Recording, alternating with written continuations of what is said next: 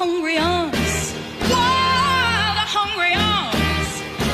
Give me all the love I need. Bonjour à tous, aujourd'hui on va parler d'Inferno, la suite du Da Vinci Code et d'Ange et Démon. L'ensemble de ces films sont tirés et adaptés des livres de Dan Brown. Et à la réalisation, on retrouve donc Ron Howard, qui s'était déjà occupé des deux précédents volets de la trilogie. Alors, je dois dire que ça fait vraiment plaisir sur une trilogie comme ça de retrouver à chaque fois le même réalisateur. C'est quand même très important, ça permet de donner une identité à une trilogie, parce que si le réalisateur change trop souvent, comme c'est par exemple le cas sur la saga Harry Potter, on a tendance à avoir quelque chose qui malheureusement n'est pas toujours très suivi et qui n'est pas parfait du coup si on regarde tous les films les uns à la suite des autres. Là dans Inferno, aucun souci vu que c'est donc Ron Howard qui gère les trois films. Du coup ce film nous présente, comme dans les deux précédents volets, une histoire encore qui tourne énormément autour de l'église chrétienne. Forcément tout l'univers de l'écrivain Dan Brown tourne autour de ça, il était évident qu'on allait encore une fois être là-dessus. Vous ne serez donc pas trop surpris en regardant ce film car il suit un petit peu les mêmes codes que les précédents. Cette fois-ci on nous présente donc Inferno, un virus qui est donc censé détruire la moitié de la population habitant actuellement sur la Terre.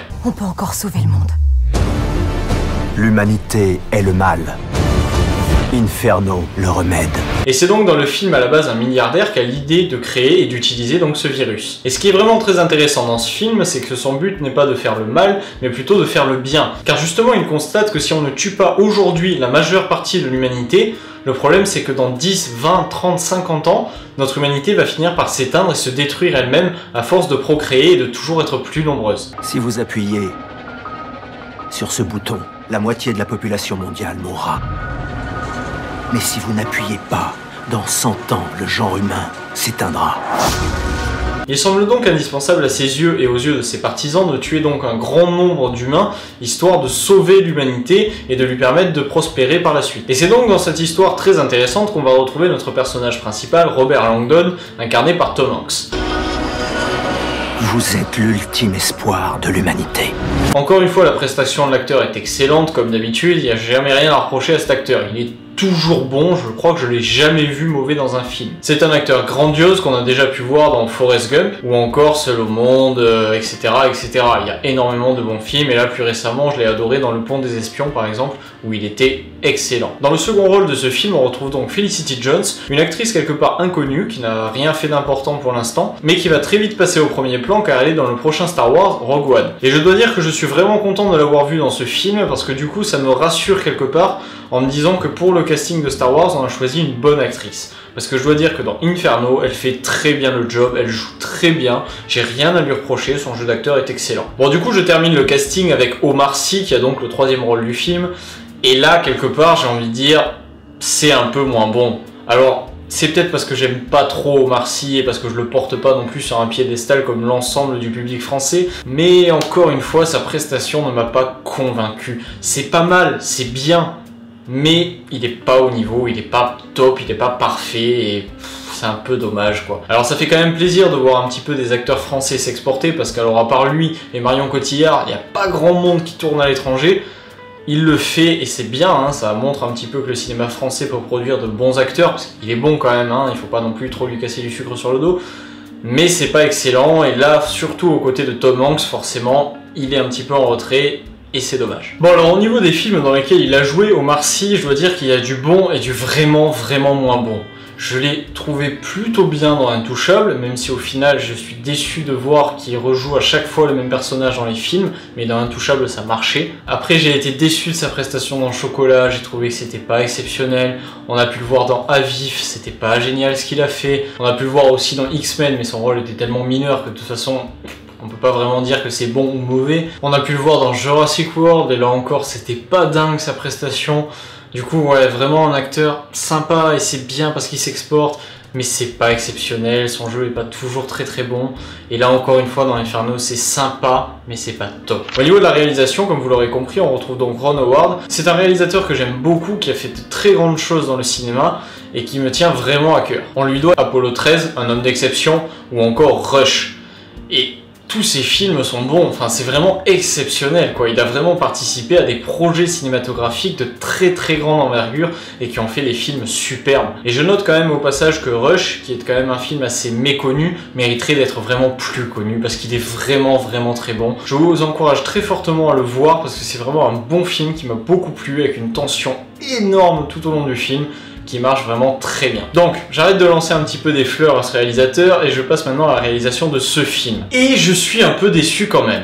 C'est bon, c'est bien, hein, c'est une bonne réa, il n'y a pas de souci, hein, ça reste quand même au-dessus du panier de ce qu'on a l'habitude de voir.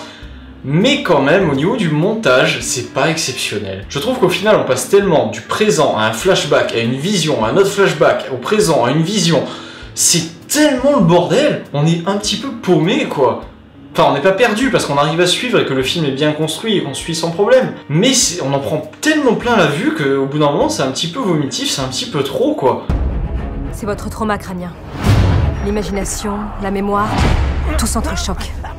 On fait un petit peu une indigestion du coup de ce montage trop rapide, trop cuté, où tout se passe vite, on passe sur un plan où on est dans le passé, bim, un plan où on est sur une vision, un plan où il se souvient d'un truc mais il n'est pas sûr, on sait pas s'il se souvient, bim, on revient au présent, on repasse sur une vision.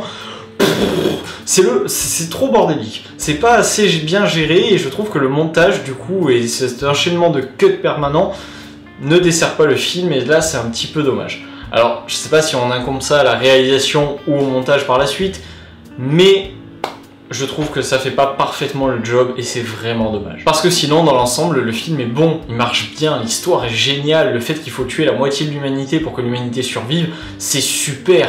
Alors on avait déjà vu ça dans Kingsman, c'est un petit peu dommage, Inferno sort un petit peu trop tard et du coup fait un petit peu un rappel de Kingsman. Un petit peu dommage, Kingsman au passage il faut le voir, c'est exceptionnel. Mais du coup voilà, ça c'est un petit peu dommage, ça sort trop tard. Ça aurait dû sortir avant Kingsman et nous présenter donc cette vision du monde. Et là on l'a un petit peu trop tard, je l'ai déjà vu et ça fait un petit peu réchauffer. C'est dommage. Mais bon, pour moi ça reste quand même une histoire fascinante et ça fait vraiment réfléchir au fait qu'effectivement on va finir par détruire la planète, on va finir par détruire l'humanité. À force d'être toujours plus nombreux et de toujours plus polluer, ça va devenir très compliqué très vite. Et effectivement, et c'est très triste et très dur à dire, mais si on tuait la majeure partie de l'humanité aujourd'hui, on arriverait à sauver la planète et à sauver l'humanité. Du coup c'est un dilemme moral énorme et c'est à ça que nos héros vont donc prendre part et faire face tout au long du film. L'enfer de Dante n'est pas une fiction. C'est une prophétie. Bon alors je dois dire que j'avais vraiment apprécié les deux précédents volets, mais là je suis un peu déçu par celui-ci. Parce que du coup je trouve qu'on est trop proche au niveau du scénario de ce qu'on avait vu dans le deuxième. Dans le deuxième on était là, il y a une bombe, ça va tuer énormément d'humains, c'est dangereux, et du coup il faut trouver via des énigmes etc. le moyen de désamorcer cette bombe qui est cachée quelque part. Et là au final on est un petit peu sur le même cas de figure, parce qu'on crée une arme qui n'est certes pas une bombe mais une arme bactériologique qui vise à détruire la moitié de l'humanité.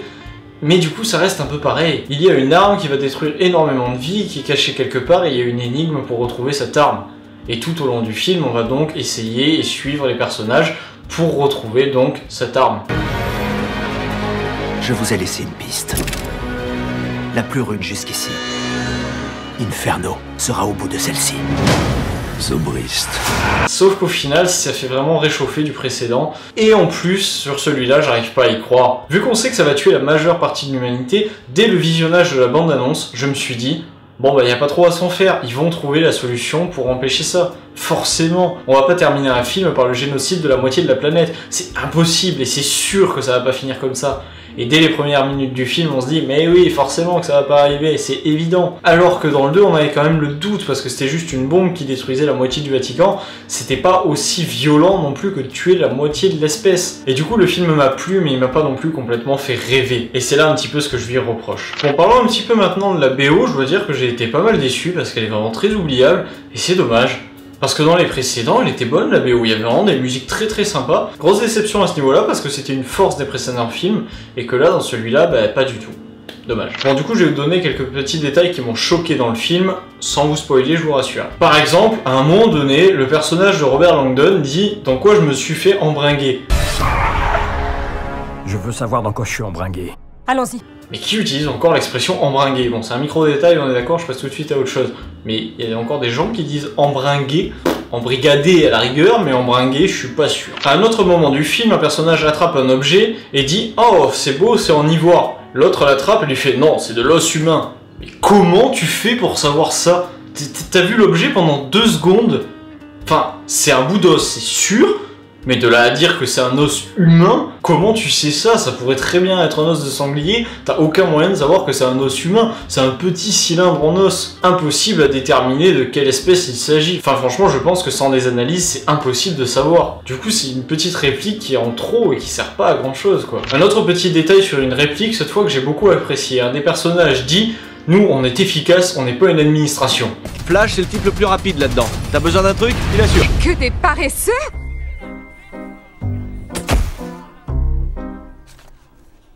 Ça, j'ai trouvé ça super sympa, c'est un petit tacle à toutes les administrations qui sont toujours forcément, comme on le sait, un petit peu lentes. Et on va pas dire que l'administration française sort du lot, parce que clairement c'est un peu long en général. Bon, c'est bon. Non, les photos sont pas conformes. Mais non, mais elles sont très bien, là. Non, ça dépasse. Et là, du coup, c'est assez sympa, ça marche bien, on est une organisation privée, donc on est plus rapide que l'État lui-même. Et c'est sympa. Bon, comme je vous l'ai déjà dit, le personnage donc a des visions à de très nombreux moments et des flashbacks sur son passé. Le problème, c'est pourquoi il a des flashbacks et des visions que dans les moments où il est peinard. Dès qu'ils ont 2 minutes de pause, hop, j'ai une vision. Dès qu'il faut courir pour s'enfuir, alors là, les visions, c'est fini, il n'y en a plus. Pas de souci, on peut courir, on peut monter sur des murs, etc. Aucun problème, je vais bien, je suis en pleine forme. Par contre, je m'assois pendant 2 minutes, ça y est, je suis bouleversé, je suis perdu, j'ai des visions, j'arrive plus ni à voir à droite ni à gauche. Mais c'est pas grave, dans 5 minutes ça sera fini, parce que dans 5 minutes il faut qu'on court, donc là c'est bon, de nouveau, on court. 5 minutes après on fait une pause, oh des visions mon dieu. C'est dommage quoi, c'est pas crédible une seconde. T'es pas bien dans ta tête, y a un problème? Ou ça va? Il faut choisir, tu peux pas aller bien que quand il s'agit de courir, et aller mal dès que tu t'assois 2 minutes. On n'y croit pas une seconde, ça sort du film ce genre de détails, c'est dommage. C'était facile de faire ça cohérent, et là on le fait pas du tout. Pourquoi dans ce film ils ne font jamais de photos? Alors on sait que Robert Langdon a une mémoire photographique pas possible, et qu'il arrive à se rappeler une statue qu'il a vue il y a 15 ans, parfaitement, les moindres détails, qu'il y avait une micro-inscription ici. Il arrive à tout se rappeler, c'est très bien, tant mieux pour lui. Quelle est la dernière chose dont vous vous souvenez? J'ai eu un accident ou quoi? Je ne me souviens de rien. Mais ça serait pas plus pratique quand même que quand il découvre un indice, sortir son smartphone et faire une photo? On n'est plus il y a 10 ans. Alors effectivement, quand le Da Vinci Code était sorti, et on le voit à un moment du film, ils utilisent un téléphone pour aller donc sur internet, et c'était donc vraiment le tout début des téléphones qui permettaient d'aller sur internet. Ils font ça avec un vieux Sony Ericsson, et ça galère, ça rame à mort, et c'est très très délicat. Mais là aujourd'hui, franchement on n'y croit plus, on est en 2016, tout le monde a un smartphone dans la poche. Il a pas de quoi faire une photo facilement. C'est dommage, ok, il est de l'ancienne école, ok, il est plus tout jeune, mais quand même, ça reste un mec qui bosse à Harvard, un universitaire, qui donne des cours, etc. Fait des photos, quoi, c'est indispensable et ça manque. Je trouve bien souvent qu'on utilise trop les smartphones dans les films, mais là on le fait pas assez et c'est un peu juste. Et un dernier petit détail dans le film, je trouve qu'on est trop sur l'Italie. Pourquoi est-ce qu'on reste quasi exclusivement en Italie? Alors il y a un petit passage dans un autre pays à la fin, mais c'est dommage quoi, parce que déjà le 2 se déroulait quasiment qu'au Vatican, donc on ne voyait que ça, et là encore une fois on revient sur l'Italie. Alors je sais que l'Italie a une histoire forcément, surtout avec l'église, qui est énorme, peut-être l'une des plus grandes histoires du monde avec l'église, mais quand même c'est dommage, on aimerait le voir voyager un petit peu plus. Alors peut-être c'est le budget qui ne le permet pas, mais c'est un petit peu dommage. On aimerait qu'il ait à rechercher des informations sur l'énigme aux 4 coins du monde, et pas juste en Italie. J'aurais préféré qu'on voit plus de pays, plus d'églises et plus de religions même différentes. Ça aurait été très intéressant pour moi de voir partir à l'autre bout du monde, dans une tribu de Nouvelle-Guinée ou de je ne sais quoi, où il découvre donc des choses reliées au christianisme, mais dans une autre religion. Ça aurait pu être très intéressant. Bon après forcément on peut pas faire ce qu'on veut, c'est adapté dans un roman, il faut coller au roman. C'est un peu évident. Mais dans un film, rester toujours au même endroit, c'est un petit peu redondant, alors que dans un livre, ça passe beaucoup mieux la plupart du temps. Pour conclure, je dirais que j'ai quand même bien apprécié ce film, même si ça reste une suite un petit peu légère, je trouve, aux 2 précédents. C'est quand même sympa, si vous avez aimé les précédents, vous risquez probablement d'aimer celui-ci, même s'il est, je trouve, un petit poil en dessous.